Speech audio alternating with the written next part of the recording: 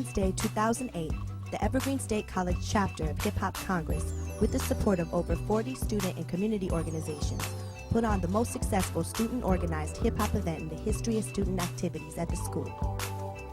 The concert was the premier event for the Hip Hop Congress since the Evergreen chapter was founded in spring of 2007. Headlining Dead Prez and featuring Alpha P, Sister Hailstorm, and DJ B-Girl, the show brought approximately 800 people, packing the large-capacity recreation center at Evergreen. Student organizers worked hard to ensure the highest possible level of community collaboration and campus preparedness, according to the policies, procedures, and training provided and outlined by student activities at Evergreen State College. Following the event, an uprising broke out involving hundreds of concert-goers and various law enforcement agencies who were called on the scene after what began as a peaceful protest. This video is the result of our own independent investigation on what happened that night.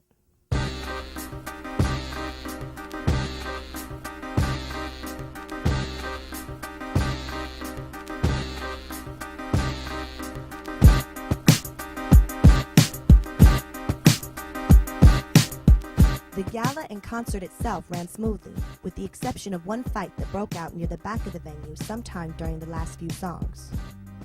According to those involved and other eyewitnesses, this confrontation later resumed outside of the recreation center and eventually led to the questionable arrest of one black male in front of dozens of vocal eyewitnesses.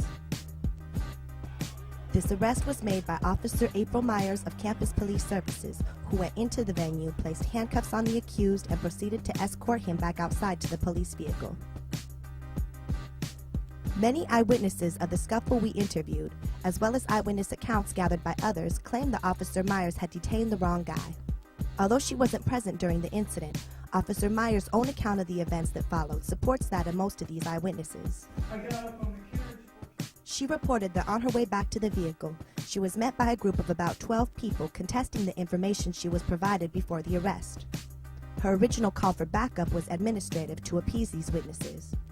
This means she called Thurston County Sheriff's Department onto the scene to collect statements from those who claimed the arrest was wrongful. After backup arrived on the scene, Officer Myers intended to head back to police services to interview the accused. Instead, her car was surrounded by the growing crowd who began chanting, "Let him go."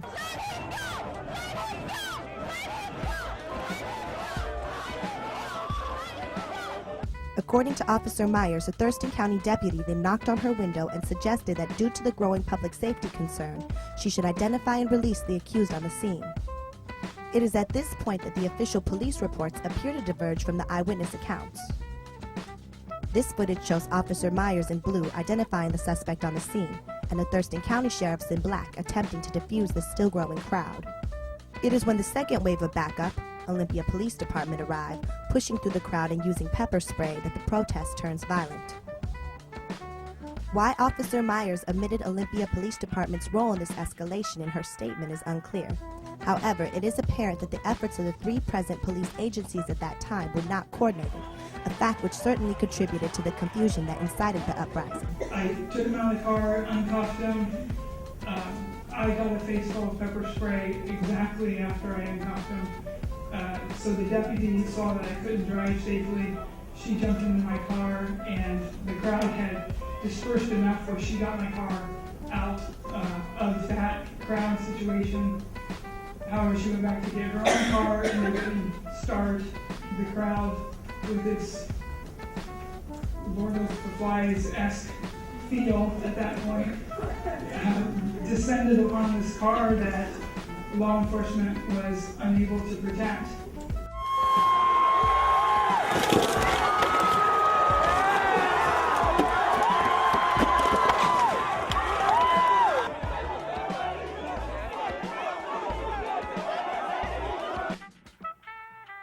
Another contributing factor was the timing of OPD's use of force. At that moment, the concert had just ended, and hundreds of people pouring out of Evergreen's REC were met with a front row view of blue uniforms throwing blows with their fists and batons and spraying pepper spray at what appeared to be peaceful groups of protesters. If you look closely at this video, you see the suspect being released, but in the confusion and outrage created by OPD's aggressive actions, it is hardly noticed by the agitated crowd. The following interview with the Thurston County deputy caught on the scene shows a shared concern about how the situation was handled by OPD. I'll work with you guys. All we're all going to get out here and you guys have your thing. I was doing anything, so we're just trying to get you guys out of here. Look, some of your people are pepper spraying the peaceful people. I was just feeling queasy. I'll be honest with you, somebody sprayed one of our officers. Despite the overwhelming evidence on film that OPD had a decisive role in escalating the situation to a violent confrontation that night, there are striking inconsistencies between eyewitness accounts of the event and accounts being offered by police agencies. Footage we collected confirms that by the time the riot police arrived Friday morning, the crowd was largely dispersed, aside from a few documentarians and the student cleanup crew. Yeah, that's so much.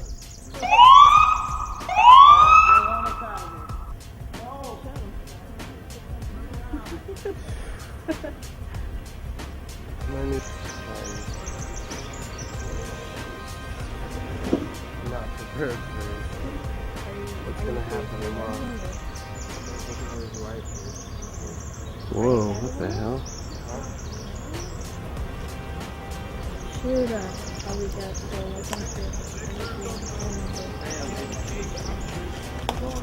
Noah? Yeah. Good morning. Back against the building.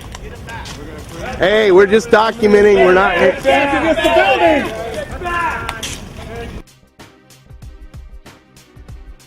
When eyewitnesses were shown the newsreel that KIRO 7, Como 4, and King 5 aired, and when they read the accounts the Olympian printed in a paper, they snicker under murmurs that riot police came and posed with the overturned patrol car hours after the actual incident.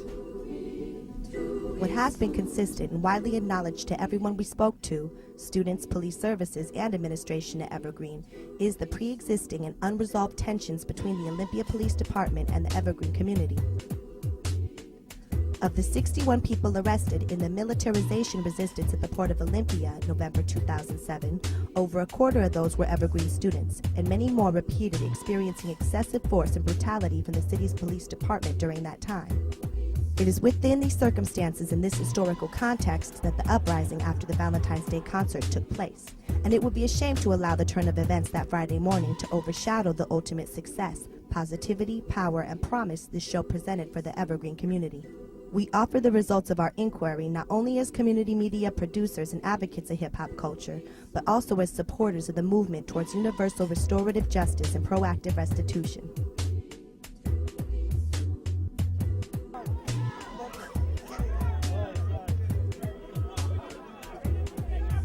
Apparently, dude punches a guy, and they fucking cuff him up, throw him in the back. Back up! Wait, there you go, back up! This is nothing! We're pulling away from the police already! We are pulling away!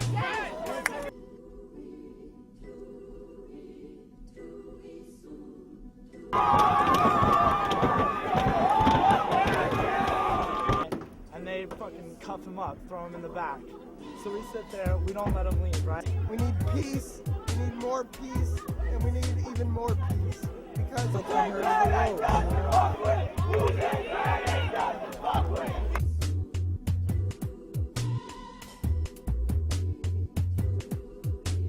But what the fuck?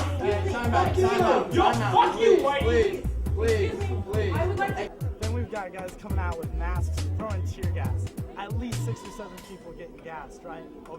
You know, I mean, this was, you know, this was really an anomaly, right? How many people, based on feel like that was okay? Raise your hand. Say,